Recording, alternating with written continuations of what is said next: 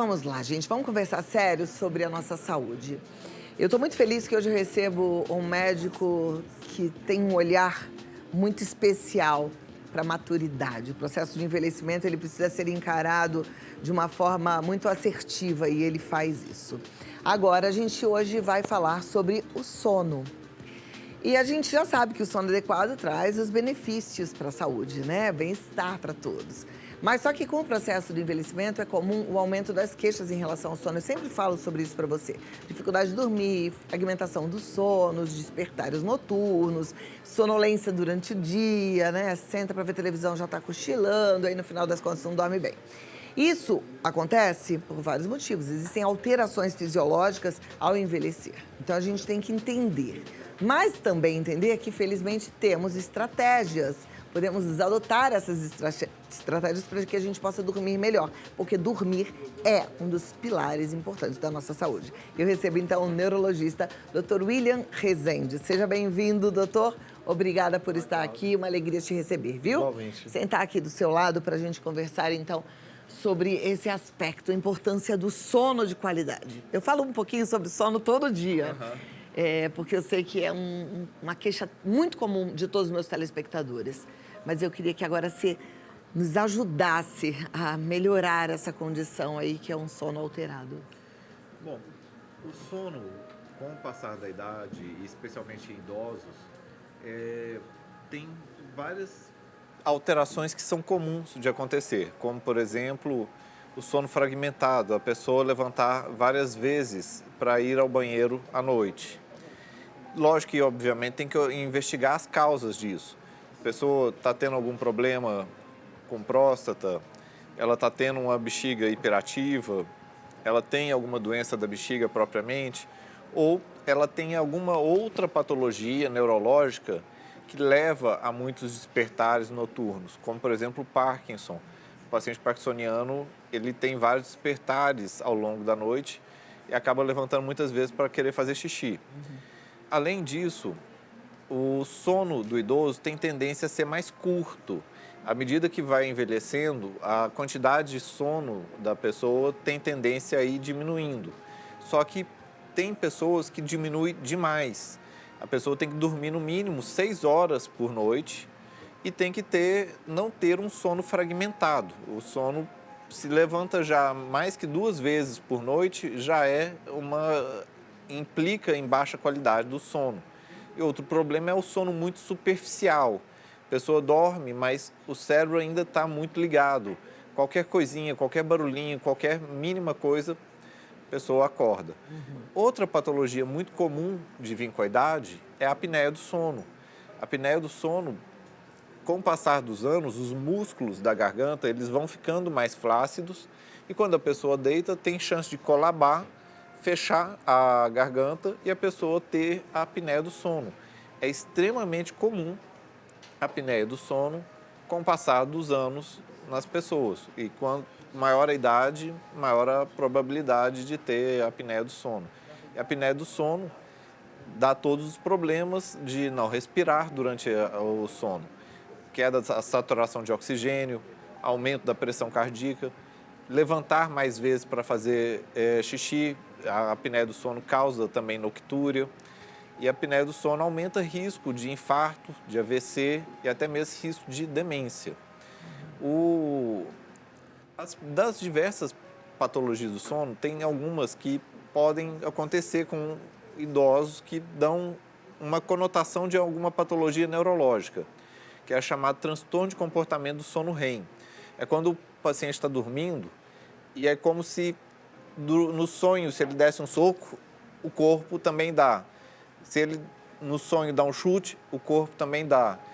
E isso, quando o corpo começa a fazer as coisas que estão acontecendo no sonho, isso pode ser o transtorno de comportamento sono REM. E isso é sinal de alguma outra patologia neurológica por detrás, tá? Se isso está acontecendo, às vezes o paciente ele não vai lembrar disso. Quem vai perceber isso, às vezes, é o companheiro de quarto. E aí tem que passar com o neurologista para investigar isso e ver qual que é a possível causa disso, que tem algumas patologias neurológicas que podem ser causa do transtorno de comportamento sono-REM, como Parkinson, Alzheimer, Corpus-Levy e várias outras. E o sono, ele tem que ter uma vigília e uma qualidade do sono e prezar por essa qualidade, porque é comum na terceira idade também a pessoa não ligar, ela dorme pouco, está dormindo menos que 6 horas, acorda várias vezes à noite, aí por isso fica com sono durante o dia e ela não presta atenção. Um sinal de que o sono não está legal é ter sono durante o dia. Se a pessoa está tendo sono durante o dia, tem que verificar o sono dela à noite, porque provavelmente está com algum problema.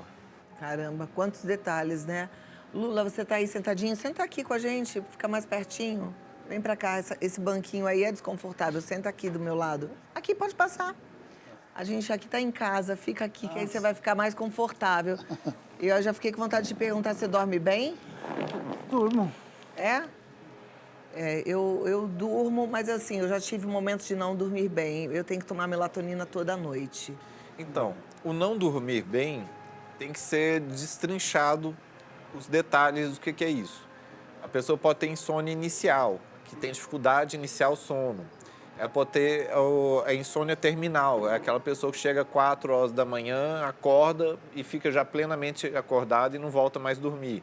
Ou ela pode ter fragmentação do sono, de ter vários despertares ao longo da noite. Mesmo que não seja um despertar que ela levante, faça alguma coisa, mas ela acorda, volta a dormir, acorda, volta a dormir, que é um sono fragmentado. E tem causas diferentes para cada uma dessas. Normalmente a insônia inicial está mais relacionada à ansiedade.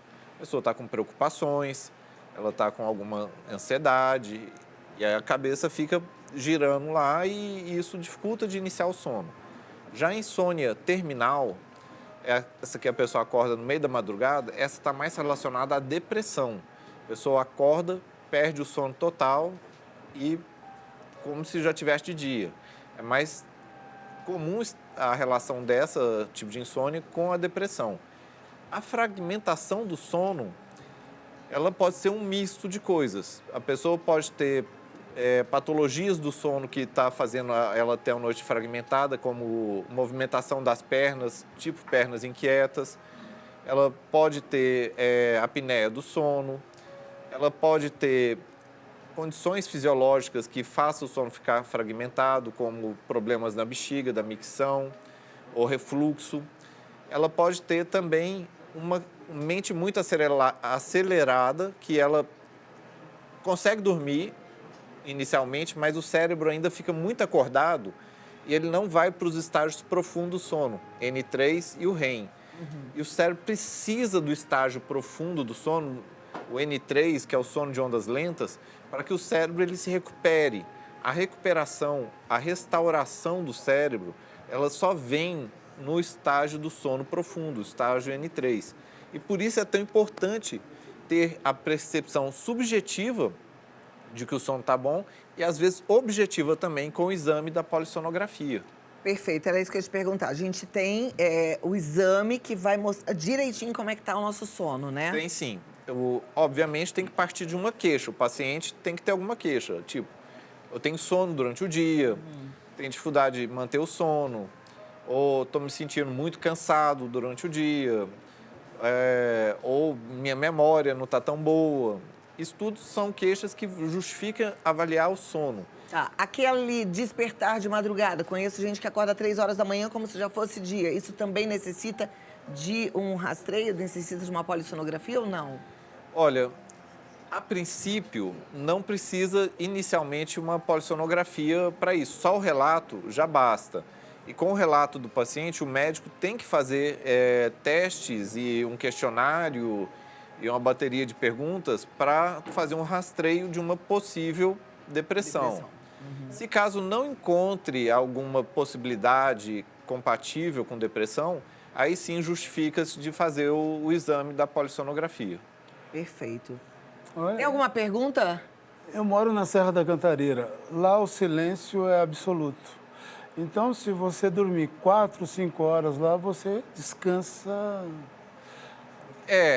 Mas É, todo mundo a tem gente- que dormir no mínimo 6 horas. 6 horas, é. Todo mundo, Homo sapiens, ser humano. Mas você mora num lugar barulhento, você dormir num lugar barulhento deve interferir no sono, não? Sim e não. A pessoa que tem um sono normal, o cérebro consegue ignorar os barulhos. Que nem eu moro em Moema, tem som de avião subindo e descendo toda hora. Eu vou deitar, eu nem vejo. Tipo assim, eu nem percebo. não percebe, né? Não percebo. Que o cérebro desliga. O cérebro desliga e ele ignora. Ele aprende a ignorar ruídos do ambiente.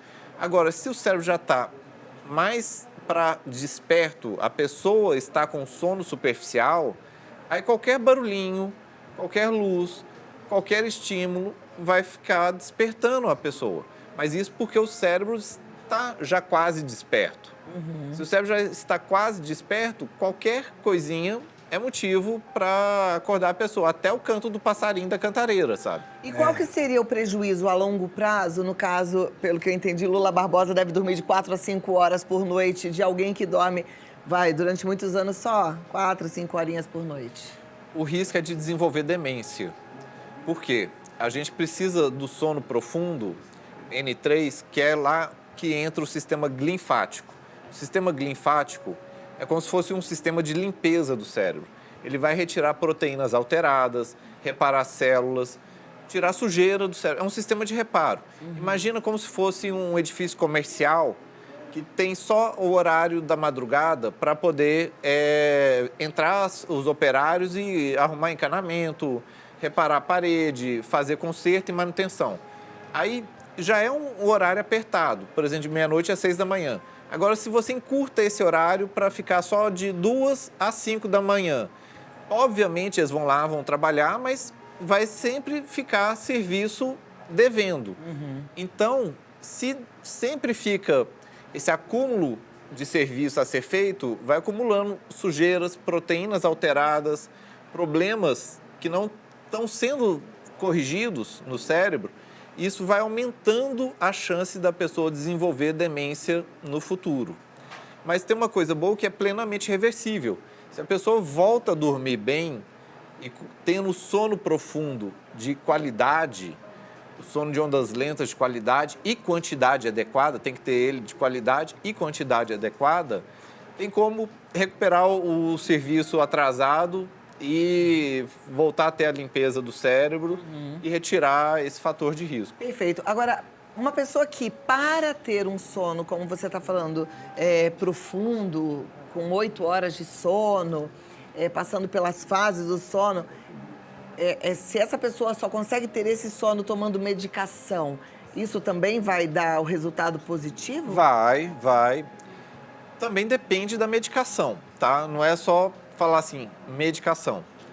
Por exemplo, às vezes a pessoa tem uma ansiedade e depressão por de base e ela só toma Rivotril. O Rivotril só apaga, mas ele não trata a doença de base. A doença de base ainda está lá. A doença ainda está consumindo o cérebro. A pessoa ainda está com a depressão e a depressão a longo prazo, ela danifica o cérebro também. Ela por si só é um fator de risco para a demência futura. Aí se ela toma só o Rivotril, ela dorme, mas não está tratando a doença de base. Agora, se ela toma algum medicamento que trate a doença de base e mais algum medicamento para dormir, seja, por exemplo, uma trazodona, uma pregabalina, um zolpidem, algum medicamento não tarja preta, ela pode usar isso cronicamente, que não tem problema nenhum, e isso corrige o sono dela e ela tem um sono de qualidade e está resolvido.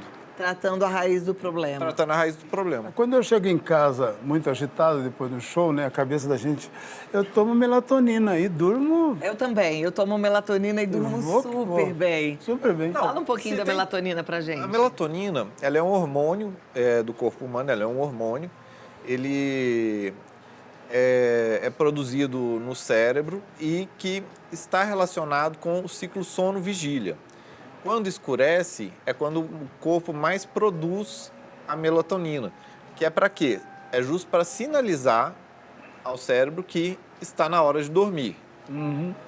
Tomar a melatonina, ela Normalmente, se a pessoa tem insônia, uma insônia mais grave, ela não costuma ser suficiente, porque ela não tem um poder de indução do sono, um poder hipnótico muito grande, não.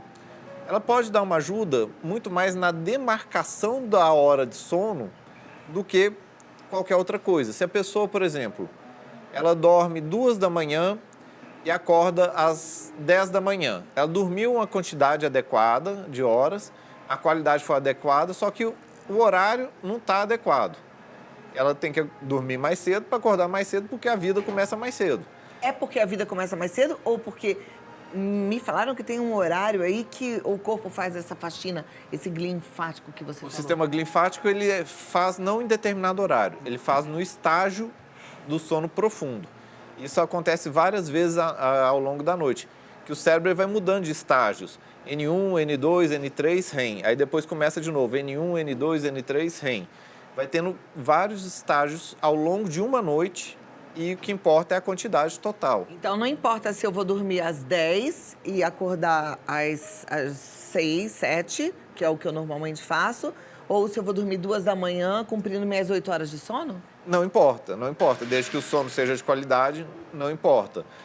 E isso chama só atraso de fase de sono. E que uma fase é desde a hora que inicia o sono até a hora que a pessoa desperta.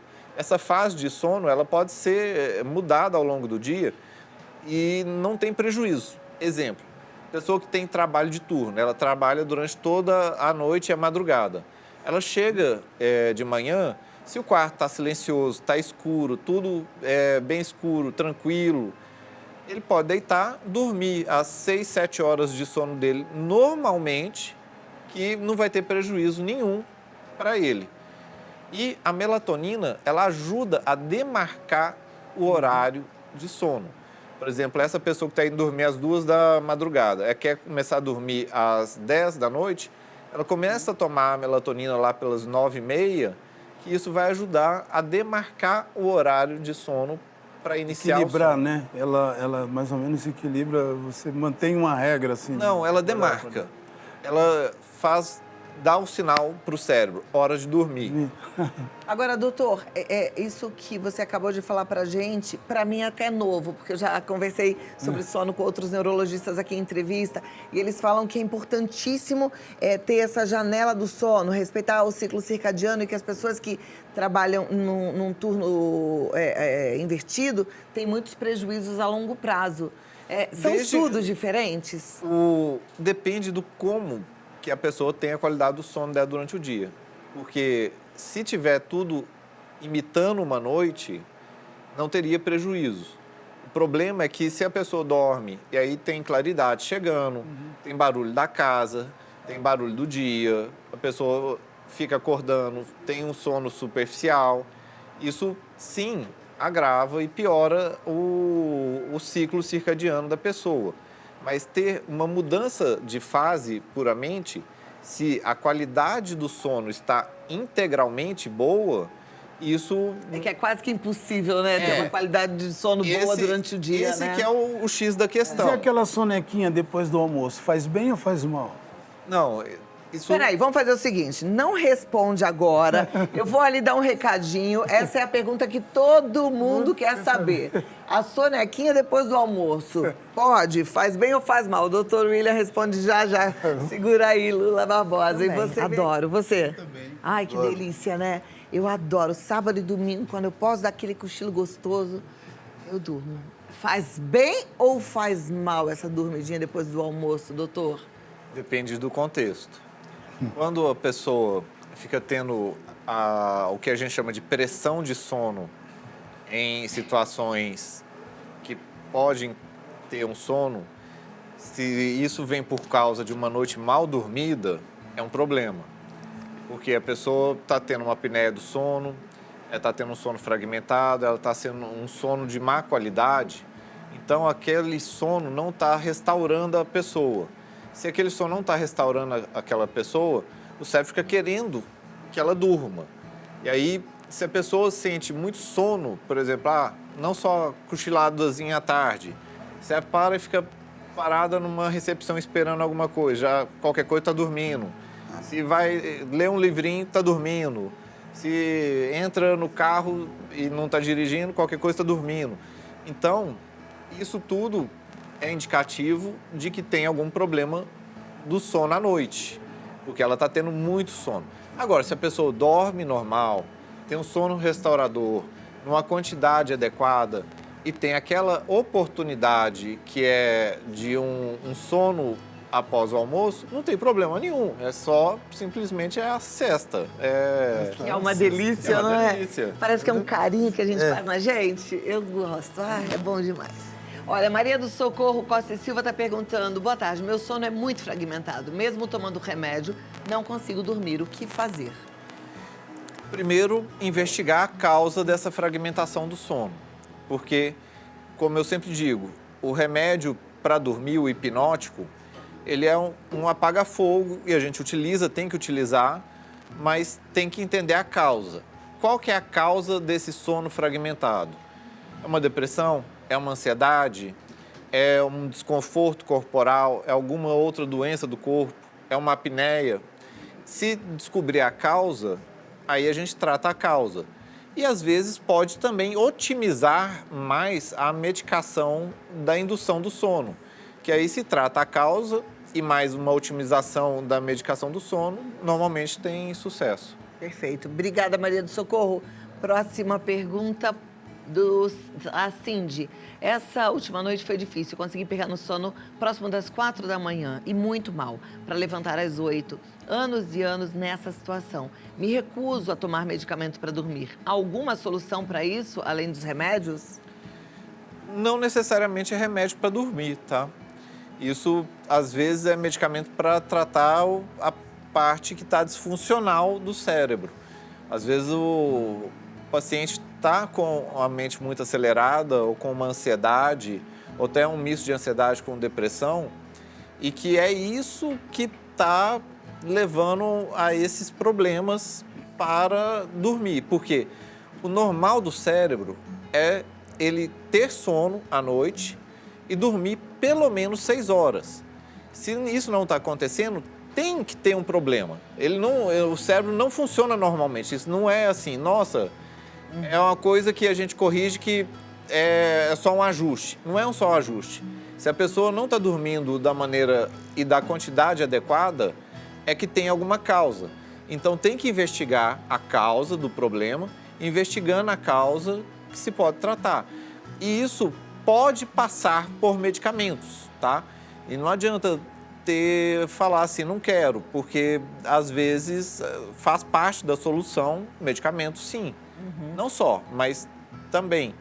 E a gente tem que perder esse preconceito, né? Eu tenho falado bastante sobre saúde mental, pensando na saúde mental, não só, inclusive, como a depressão ou um transtorno. Não, gente, é a saúde do cérebro. O cérebro disfuncional faz com que a gente tenha essas consequências ruins. A gente trata todas as partes do nosso corpo. Por que a gente é tão reticente em relação ao nosso cérebro, ao funcionamento dele? A gente precisa ter essa consciência. Busque um bom neurologista, um psiquiatra também pode te ajudar nessa questão, né? Tem que resolver isso sem preconceito. Melhor agora do que lá na frente ter que tratar uma demência que nem tem tratamento, não é? Verdade, exatamente. O preço sai muito caro de não tratar. Exato. Próximo, Luiz Guilherme da Silva. Doutor, meu amigo dormiu ao volante e bateu o carro. Como isso poderia ter sido evitado, além de um sono regulado? Bom, tem que entender qual foi a causa da sonolência diurna dele. A sonolência diurna, o sono excessivo durante o dia, uma das causas mais comuns que tem é a apneia do sono. A apneia do sono, a pessoa fala, eu não tenho problema para dormir, eu durmo em qualquer canto. Mas esse é o problema, porque quando ela dorme, o cérebro, de verdade, ele não dorme. O cérebro tem que ser acordado de toda hora, a cada 1 minuto, a cada 2 minutos, o cérebro tem que acordar para dar um estímulo mais forte de respirar, para que a pessoa fique viva. Senão, vem a pausa na respiração, a pessoa não respira e isso vai levando a problemas e até mesmo a morte, né? Se caso ela não respirar, não voltar a respirar. Mas para não deixar morrer, o cérebro dá uma acordada e faz a pessoa respirar. Só que aí ela acorda toda hora. E aí não tem sono profundo, ele fica só no sono N1. E aí fica aquele sono raso. E aí a pessoa não descansa. E a pessoa tem sono durante o dia. E acaba dirigindo, tendo sono até mesmo dirigindo. Outras patologias do sono, como, por exemplo, doenças mais raras, como a narcolepsia. O paciente pode ter ataques de sono do nada. E isso a pessoa tem uma pressão de sono e ataques de sono em qualquer lugar e situação, como, por exemplo, até dirigindo. E é uma patologia séria e tem tratamento. Eu contei para vocês, né, que não faz muito tempo eu estava com uma sonolência absurda. Mas até mesmo no carro, voltando para casa, eu falava, ai, meu Deus, eu não tô conseguindo um sono. Aí eu descobri, sabe o que era? O quê? Um colírio que o oftalmologista me passou, que era para deixar o olho um pouco mais claro, porque o meu olho tem pterígio, e aí ele me passou um colírio. Aí alguém falou, você tá usando esse colírio? Nossa, isso dá um sono. Aí eu fui ler a bula, realmente dá um sono absurdo. Sim. A gente tem que tomar cuidado com isso, Outra né? causa de sonolência diurna são medicamentos, obviamente. Mas isso dá para ficar bem mais fácil de perceber que a pessoa iniciou o medicamento e junto veio a sonolência. E pode ser, talvez, seja uma das segundas causas mais comuns. A primeira, a apneia do sono. Segunda, medicamentos. Mas olha o que você falou, né? Colaterais. Medicamentos. A gente tem uma mania de não considerar colírio medicamento. É impressionante. Mas a gente não considera. A gente fala, só um pinguinho para deixar o olho claro. Nunca eu imaginei que aquilo pudesse estar me dando sono. É surreal. Peter Paiva tá aí ainda. Peter, você dorme bem? Não? Bora, pega o microfone, senta aqui com a gente. Conversa boa, a gente não pode perder a chance, não. Né? É um caso seríssimo essa pessoa dormir ao volante. Senta aqui. Porque tem aqueles motoristas de caminhão que tomam remédio para não dormir. Isso é sério. É seríssimo, que devia ser muito levado a sério. Você tem uma pergunta? O microfone do Peter tá ligado? Tá ligado. Tá? Até Deixa eu outra só responder questão. essa dos remédios para ficar acordado. Até outra questão é saber se foi sono mesmo ou também crise convulsiva. Porque se o paciente não sabe muito bem o que aconteceu, se ele percebeu ele dormindo, aí é uma coisa. Mas se ele só perdeu a consciência e acordou com o carro batido, aí tem que investigar tanto sonolência, ataque de sono, como também epilepsia, que a pessoa perde a consciência ao volante e tem um acidente. Perfeito. Qual que era a sua pergunta, Eu Peter? não chego nesse sono REM. E eu Não acordo chega, a mas como é noite que você inteira. sabe? Eu acordo a noite inteira. Acordo muito. E aí eu fui pra melatonina. E aí, segundo o meu médico, uma pequena chance da pessoa ter insônia com melatonina. Se eu tomo a melatonina, eu acordo e não durmo até de manhã. E aí eu já mudei ela de 2 gramas, cheguei até meia grama. Eu tomo e no escuro, direitinho, do lado da cama, tomei, dá 5 minutos, acabou minha noite. Eu fico com uma canseira. Mas Gente, você está mantendo a melatonina? Não, eu tirei ele. Na quarta vez que eu usei, quarta vez seguida, e teve insônia, eu falei, tá. Aí ele trocou, manipulou uma mais leve, mesma coisa. E como é que tá seu sono agora? Então, aí eu tô fazendo a terapia do sono, que eu desligo todo o mecanismo 2, 3 horas antes. Não falo de assuntos, de conta, não falo nada. E aí agora eu consigo dormir. Mas aí eu tenho umas 3, 4 horas. Ainda está fragmentado o sono. fragmentado. Quais são as causas de um sono fragmentado? São diversas. As causas mais comuns de todas, especialmente jovens, são ansiedade e depressão, ou até mesmo depressão ansiosa. Porque isso põe o cérebro num estado de funcionamento inadequado e acaba levando a vários despertares, porque o cérebro ainda está muito ativo. Ele não está com uma facilidade para entrar num ciclo normal do sono, no que a gente chama de arquitetura normal do sono. Mas também pode ter doenças médicas. A pessoa acaba tendo refluxo, que acaba podendo tossir. A pessoa pode ter movimento periódico de membros inferiores, que ela fica mexendo a perna e isso ajuda a fragmentar o sono. Ela pode ter doenças respiratórias, ela pode ter apneia do sono, mas disparado, das primeiras causas é alguma psicopatologia, como ansiedade ou depressão ansiosa. Outra também que afeta muito é o burnout. Burnout também, que é a síndrome do esgotamento, que é uma doença de caráter depressivo, é uma doença subvariante da depressão. E o burnout também chega a afetar bastante o sono, é muito comum desse sono bem fragmentado assim no burnout, sabe? Que a pessoa está muito pilhada, está muito esgotada, ela sempre está esgotada e ainda assim não descansa com o sono. Por exemplo, outra doença... Eu sonho demais, eu sonho muito, eu tenho um sonho atrás do outro. Eu tenho Outra doença... 5, 6 sonhos por noite. Eu acordo de um Sonhar sonho significa dormir, e volto pro mesmo dormir sonho. bem? Não tem nada a ver. A pessoa pode sonhar e dormir super mal. Isso não ganha esse significado, não. Você sabe por que a gente sonha, doutor? Eu tenho tanta curiosidade de saber. Sabe o que é o sonho? Bom, o sonho é uma atividade do cérebro de repassar as coisas e se organizar as informações que ele vai deletar e o que ele vai arquivar. E nesse processo ele tem todo a vivência do dia e a elaboração de coisas que vêm da vivência do dia, mais a percepção do mundo emocional. É como se fosse assim, a gente teve um evento do dia, aí sonha foi um evento ruim, que a pessoa não sentiu bem. Só que aí ela sonha como se estivesse num castelo, aí tivesse um dragão, e estivesse brigando lá com o dragão, que não sei o quê. Ele ganha uma roupagem diferente conforme as nossas emoções, conforme o que a gente já teve de fantasia, de vivência. Vai que a pessoa já viu o filme de dragão. Imaginação. E que vem com a imaginação. E vai somando isso que pinta o sono na tela da mente do cérebro. É muito legal sonhar. Você sonha? Sonho. Eu também. Só que do ponto de vista neurológico, os sonhos, eles têm muito pouco significado clínico no sentido de interpretação. Eles ajudam mais a perceber quando, por exemplo, o paciente tem um estresse pós-traumático. Se ele sonha sempre com o mesmo tipo de coisa, ele sonha sempre com sonhos que acontece algum problema, ou ela se vê numa situação muito humilhante, ou repete situações desagradáveis do sonho rotineiramente.